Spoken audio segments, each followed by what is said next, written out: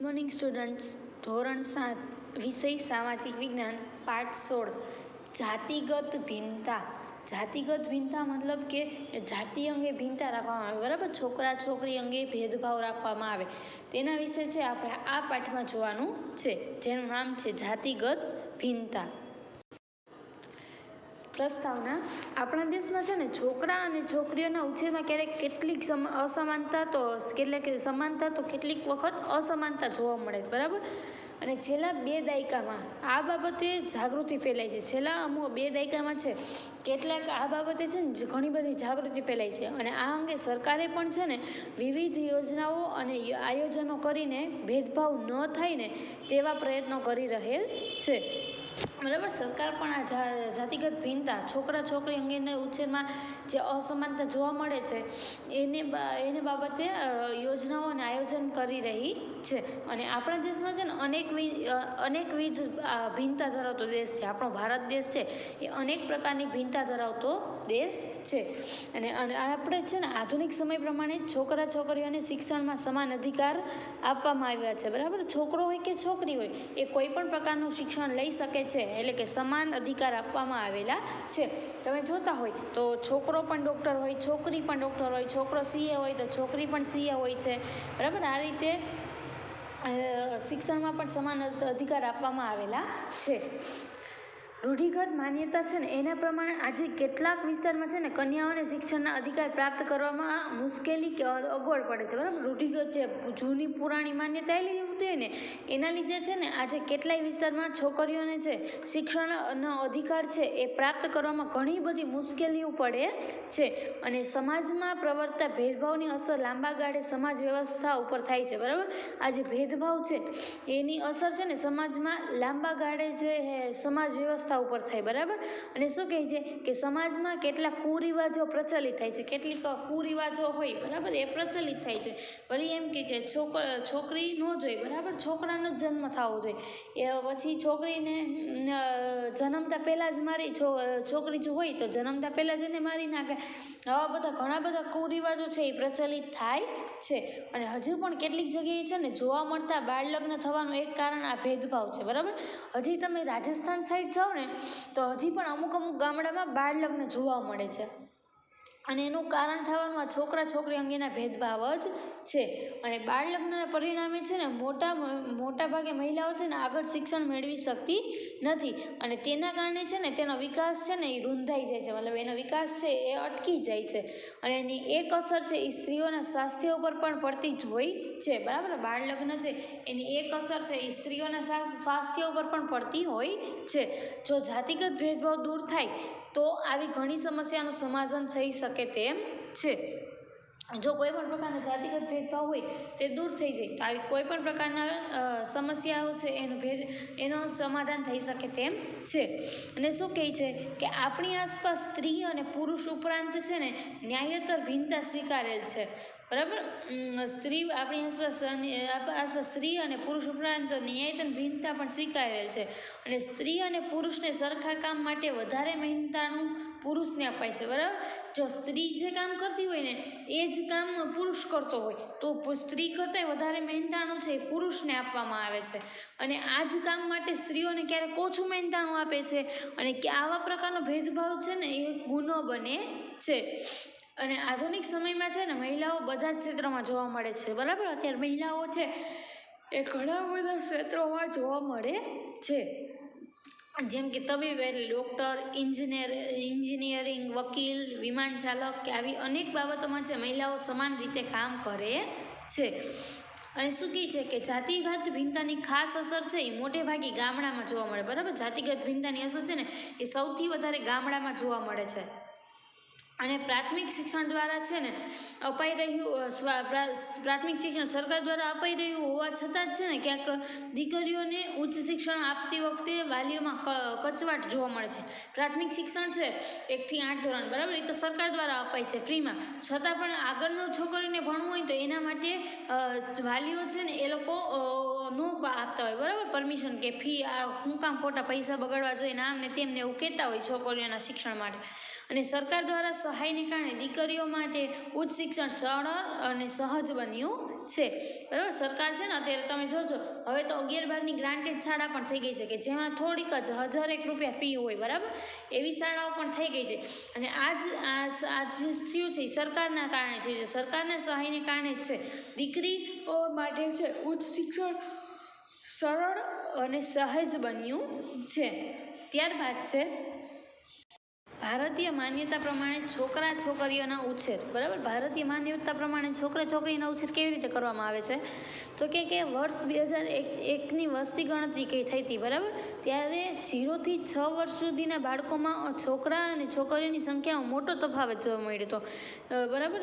શું કહે છે જ્યારે 2001માં છે વસ્તી ગણતરી થઈ ત્યારે 0 થી 6 વર્ષ સુધીના બાળકો હોય ને એના છોકરા છોકરીઓની સંખ્યામાં સૌથી મોટો તફાવત જોવા મળ્યો હતો. અને કેટલાક સમય પહેલાં દીકરીને જન્મ પહેલાં જ મારી નાખવાના લીધે છોકરા અને છોકરીની સંખ્યામાં છે અસમાનતા વધુ જોવા મળી હતી. અને આ માટે છે સરકાર દ્વારા ભ્રૂણ હત્યા વિરોધી કાયદો બનાવ્યો, બરાબર. આ રીતે જે છોકરીને જન્મતા પહેલાં જ મારી નાખવામાં આવતી એના લીધે છે સરકાર દ્વારા ભ્રૂણ હત્યા વિરોધ છે કાયદો બનાવવામાં આવ્યો. અને ગર્ભમાં દીકરો કે દીકરીનું પરીક્ષણ પણ ગુનો છે, બરાબર. ગર્ભમાં જ્યારે ચેક કરવામાં આવે કે છોકરો છે કે છોકરી એ પણ એક ગુનો છે. અને ભારતીય માન્યતા પ્રમાણે પોતાનો વારસો આગળ વધારવા માટે સંતાનમાં પુત્રને જ મહત્ત્વ આપવામાં આવતું, બરાબર. ભારતીય વારસો છે એના પ્રમાણે પોતાનો વારસો આગળ વધારવા માટે સંતાનમાં પુત્ર છે એને જ સૌથી વધારે મહત્ત્વ આપવામાં આવતું હતું. અને છેલ્લા દાયકામાં છે સામાજિક રીતે મહિલાઓની ભાગીદારીએ આ માન્યતામાં ખૂબ મોટો પ્રભાવ ઊભો કર્યો છે, બરાબર. છેલ્લા દાયકામાં છે મહિલાઓની જે ભાગીદારી છે સામાજિક રીતે એમાં આ માન્યતામાં છે ને ખૂબ જ મોટો પ્રભાવ ઊભો કરેલો છે. અને શું કહે છે આપણી શાળામાં છે અનેકવિધ આયોજન વખતે આપને જોડાવાનું હોય છે, બરાબર. આવો કંઈ કાર્યક્રમ થાય તો એમાં તમને જોડાવાનું કહેશે. અને શાળા કાર્યક્રમમાં છોકરાઓ અને છોકરીઓની પ્રવૃત્તિની નોંધ કરો. અહીંયા તમારે છોકરાઓ જ કામ કરતા હોય તેવી બાબત ને છોકરીઓ જ કામ કરતી હોય તેવી બાબત લખવાની રહેશે. ત્યારબાદ છે રૂઢિગત માન્યતા. રૂઢિગત માન્યતામાં જોશું જાતિગત ભિન્નતા અંગે આપણા દેશમાં છે ને અનેક માન્યતાઓ પ્રવર્તે છે, બરાબર. જાતિગત ભિન્નતા અંગે કેટલી બધી માન્યતાઓ છે એ આપણા દેશમાં હવે જોવા મળે છે. અને છોકરા અને છોકરીઓના ઉછેરમાં છે આ બાબત માટે અનેક ભિન્નતા જોવા મળે છે, બરાબર. છોકરા અને છોકરીઓના ઉછેર માટે આ બાબતે કેટલી બધી ભિન્નતા છે એ જોવા મળે છે. કેટલાક વિસ્તારમાં પ્રાથમિક શિક્ષણ પણ ક્યારેક પૂરું કરવામાં આવતું નથી, બરાબર. છોકરીઓને છે કેટલાક વિસ્તારમાં પ્રાથમિક શિક્ષણ પણ પૂરું કરવા દેવામાં આવતું ન હતું. અને છેલ્લા 2 દાયકાથી એટલે છેલ્લા 20 વર્ષથી પ્રાથમિક શિક્ષણ પૂર્ણ થાય એવા ખાસ પ્રયત્નો સરકાર દ્વારા કરવામાં આવે છે. અને સરકારના વિશેષ પ્રયત્નોથી આજે આપણા સૈન્ય અને પોલીસમાં છે, બરાબર. આપણી જે સૈન્ય છે આર્મી એમાં અને પોલીસમાં છે કન્યાઓની સંખ્યા છે એ વધી રહી છે. અને દીકરીને બહાર ભણવા કે નોકરી માટે શહેરમાં મોકલવાને બદલે પોતાના જ વિસ્તારમાં જ નોકરી કરાવવાનું પસંદ કરે છે, બરાબર. ઘણા લોકો અત્યારે શું કરે કે છોકરી છે તો એને શું કામ નોકરી કરવી છે તો ભલે ને આપણા વિસ્તારમાં કરે, બહાર શું કામ જઈને નોકરી કરે છે, બરાબર. આવા બધી માન્યતા કરે છે એટલા માટે એ લોકો પોતાના જ વિસ્તારમાં નોકરી કરવાનું પસંદ કરે છે. અને છેલ્લા કેટલાક દશકાથી વિવિધ કામમાં મહિલાઓ જોવા મળે છે, બરાબર. અત્યારે કેટલાક દશકાથી છે અલગ અલગ કામમાં મહિલાઓ જોવા મળે છે. જેમ કે અંતરિક્ષ ક્ષેત્રે પણ મહિલાઓ જોડાતી જોવા મળે છે. કન્યાઓની સુરક્ષા અને સંરક્ષણ માટે છે સરકાર સતત પ્રયત્ન કરી રહી છે. અને રૂઢિગત માન્યતાના આધારે કહી શકાય કે આજે પણ કેટલાક સમાજમાં કન્યાઓને ભણાવવા અંગે અનેક સવાલો સામે આવતા જોવા મળે છે, બરાબર. છોકરીને ભણવું હોય પણ એના પેરેન્ટ્સને ન ભણાવવા હોય આવો અમુક સમાજ હોય તેમાં કેટલા બધા સવાલો સામે આવતા જોવા મળે છે. અને ઉચ્ચ અભ્યાસક્રમમાં કન્યાઓને ઓછી ભણાવવામાં આવે છે, બરાબર. ઊંચા એવા અભ્યાસક્રમ હોય એમાં છોકરીઓને ઓછી ભણાવવામાં આવે. અને આને કારણે હવે રાજ્ય સરકાર દ્વારા છે ઉચ્ચ શિક્ષણ માટે વિશેષ સહાય આપવામાં આવે છે. ત્યારબાદ છે ઘરકામમાં અસમાનતા. ઘરનું કામ હોય ને એમાં પણ અસમાનતા જોવા મળે. શું કહે છે કે આપણે જોયું કે નાની નાની બાબતોમાં છે કુમાર અને કન્યા એટલે કે છોકરા છોકરી વચ્ચે ભેદભાવ રાખવામાં આવે છે અને આગળ જતાં આ ભેદભાવ છે ને એક બહુ જ મોટી સમસ્યા બની જાય છે અને ઘરના નાના મોટા કામ માટે સાયકલ કે અન્ય વાહન ચલાવવા અને શીખવવામાં પણ ભેદભાવ વધારે જોવા મળે, બરાબર છે કે છોકરાને શીખવાડે છોકરીને ન શીખવાડે, આવા પણ ભેદભાવ જોવા મળે. ઘર કે શાળા હોય, ઘર શાળા કે જાહેર સ્થળમાં પણ આપણે આવા ભેદભાવ જોઈ શકીએ છીએ અને આવી કેટલીક બાબતો અંગે આપણે ચર્ચા કરવાની છે. અહીંયા તમારે છે યાદી તૈયાર કરવાની છે કે ઘરકામમાં જોવા મળતી છોકરીની કામગીરી અને ઘરકામમાં જોવા મળતી છોકરાની કામગીરી, એના વિશે તમારે યાદી તૈયાર કરવાની રહેશે. ત્યારબાદ છે ગૃહિણીનું મૂલ્ય અને જીવન, કે ગૃહિણીનું મૂલ્ય શું છે અને એનું જીવન કેવું છે એના વિશે જોવાનું છે. એક મકાનને ઘર બનાવવાનું કામ છે ને એક મહિલા દ્વારા જ શક્ય બને છે અને આપણા ઘરમાં તમે જોઈ શકતા હોય, તમારા ઘરમાં તમે જોઈ શકતા હશો કે ઘરે જ એનું એક સચોટ ઉદાહરણ તમે જોઈ શકો છો, બરાબર. અને ઘરની સાથે બાળકો અને અન્ય જવાબદારી છે એ નિભાવવામાં મહિલાઓ છે એ અગ્રેસર એટલે કે સૌથી પ્રથમ જોવા મળે છે અને કેટલીક મહિલાઓ એક તરફ ફરજ બજાવવાની સાથે સાથે છે ઘરની બધી જવાબદારી પણ નિભાવતી હોય છે અને આધુનિક સમસ્યામાં મહિલાઓ પડકારનો સામનો કરતા થઈ ગઈ છે, બરાબર. અને અત્યારનો જે આધુનિક સમય છે એમાં મહિલાઓ છે એ કેટલીક આર્થિક જવાબદારી શું કહે છે કે કેટલીક પડકાર છે એનો સામનો કરતા પણ થઈ ગઈ છે કે ઘરમાં એને કોઈ મારપીટ કરતા હોય તેની સામે પોતાનો અવાજ ઉઠાવે છે, બરાબર. આ બધું કરતાં શીખી ગઈ છે અને આધુનિક સમયમાં શું કહે છે કે ઘરમાં પોતાની તમામ ફરજો સાથે ઘરના સંચાલનમાં પણ છે આર્થિક જવાબદારી નિભાવવામાં સહયોગી બને છે. એ ઘરનું જે સંચાલન કોઈ પુરુષ કરતો હોય તો એની સાથે સાથે પોતે આર્થિક જવાબદારી પણ નિભાવવામાં છે મહિલા મદદરૂપ કરે છે, પોતે નોકરી કરીને પૈસા કમાઈને કરે છે. અને શું કહે છે કે આધુનિક સમયમાં પોતાની આગવી ઓળખ ઊભી કરવામાં મહિલાઓ સફળ રહી છે અને આધુનિક સમયમાં મહિલાઓ છે એ વિવિધ ક્ષેત્રમાં અનોખી ઓળખ સાથે આગળ વધતા જોવા મળે છે અને રમત જગત, ફિલ્મ, મનોરંજન, રાજકારણ, અવકાશ ઉપરાંત છે વિજ્ઞાન અને સંશોધન ક્ષેત્રમાં પણ મહિલાઓ છે એ ખાસ જોડાઈ રહી છે અને સંરક્ષણ જેવી કપરી મનાતી કામગીરીમાં પણ મહિલાઓ આજે આગળ વધી રહી છે, બરાબર. અને શું કહે છે કે આપણા દેશમાં અનેક મહિલાઓએ વિશેષ સિદ્ધિ હાંસલ કરી છે અને આ પૈકી અંગે આપણે કેટલીક જોશું, બરાબર, કેટલાક ઉદાહરણ જોશું.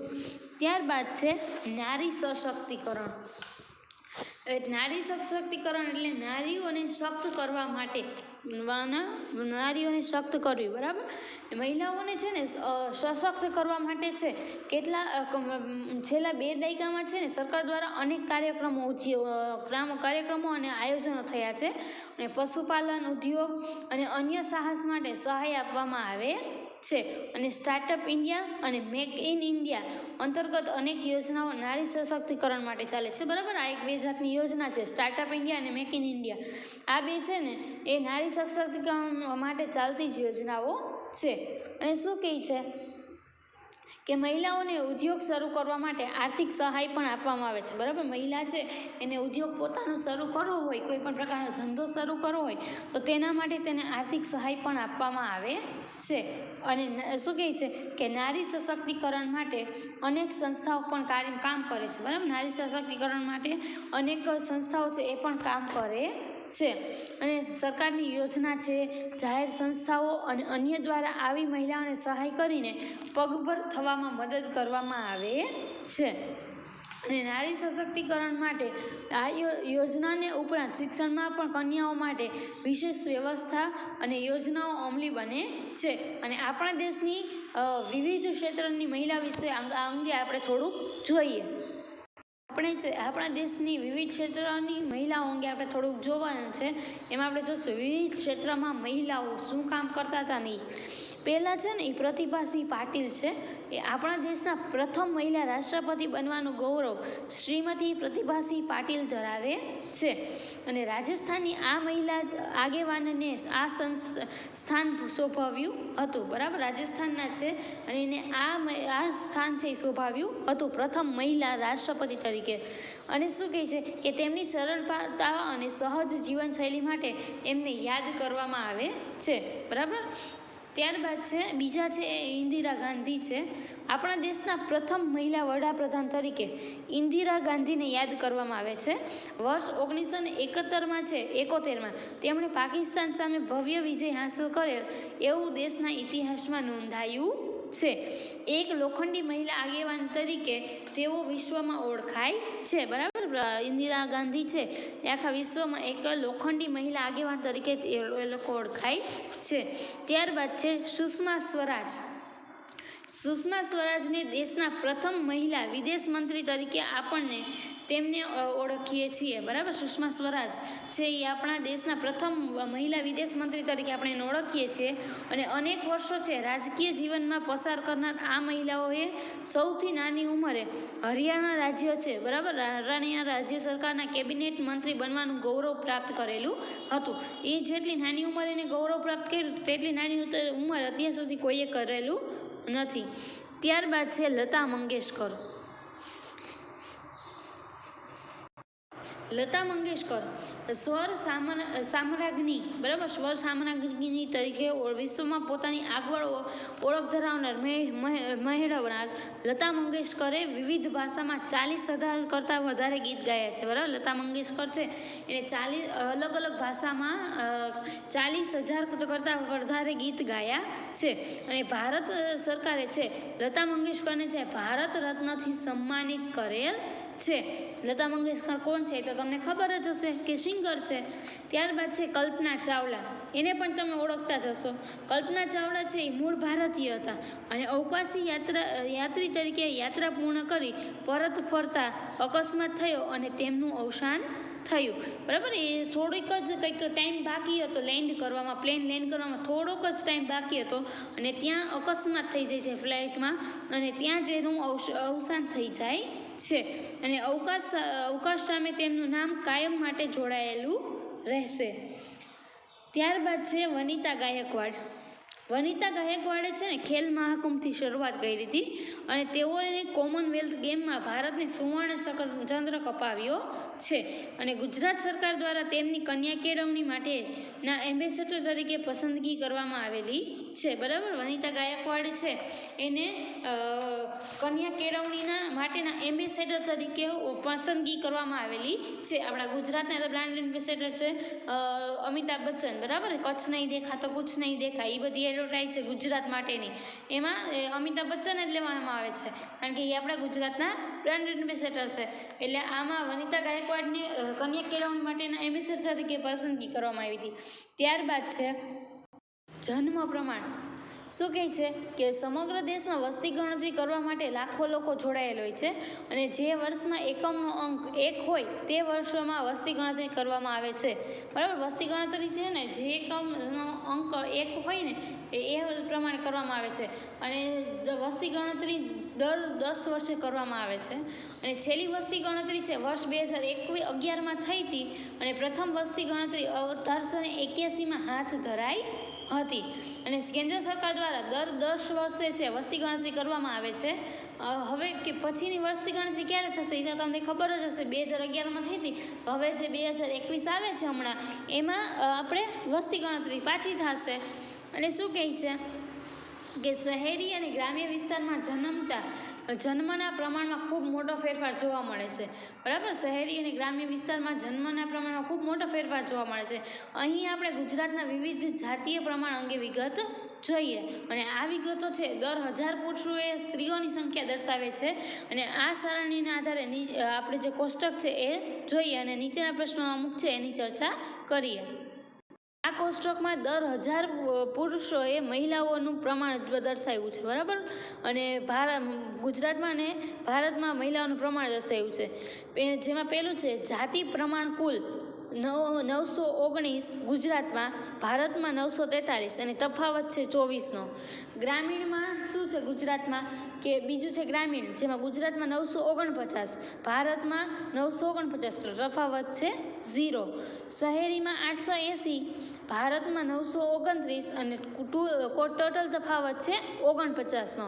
0 થી 6 વર્ષની ઉંમર મુજબ જાતિ પ્રમાણ તો 886 છે ગુજરાતમાં, ભારતમાં 914 છે, તફાવત છે 28નો.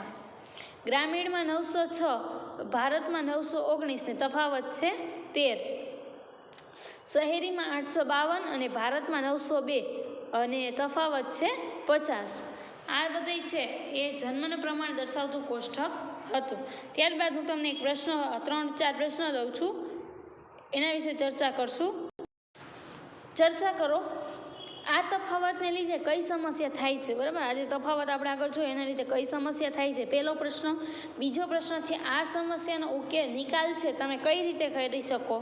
પછી ત્રીજો પ્રશ્ન છે શહેરી અને ગ્રામીણ વિસ્તારમાં તફાવત કેમ વધારે છે. પછી ચોથો છે વસ્તી વધારા સાથે જાતિગત પ્રમાણ કેમ મહત્વનું છે. બરાબર, આ 4 પ્રશ્નો વિશે તમારે ચર્ચા કરવાની છે.